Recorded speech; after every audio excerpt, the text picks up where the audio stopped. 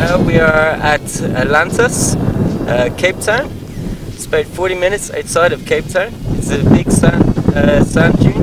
It is actually a dam, actually sandboarding on a dam. Well, sandboarding really developed from just, having fun in the dunes. People used to use boards and all kinds of stuff. And then obviously once snowboarding developed, we looked at that technology and just basically modified a snowboard and put a new base onto it and started sliding down, standing up with bindings, with boots, and locked into the board. And suddenly the performance of, from lying down on a piece of wood to being able to do jumps and turns, turned into sandboarding how we know it today. And we get all our boards from Europe. They're standard snowboarding brands that we import in, as well as the bindings.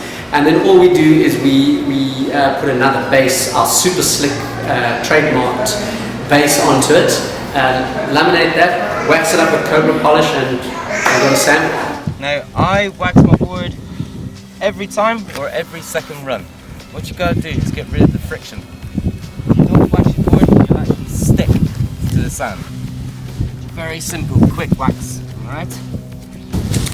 Wax your board, rub it in the sand. Get the excess wax off.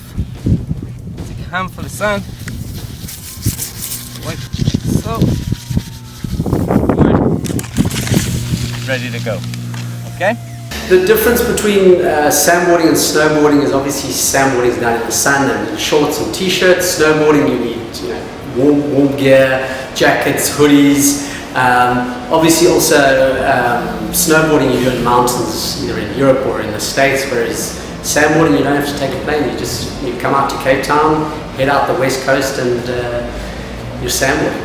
Probably about 60% of our clientele is South Africans. We obviously get, because we're in Cape Town, lots of tourists too, but on the weekends, over holidays, a lot of South Africans do it.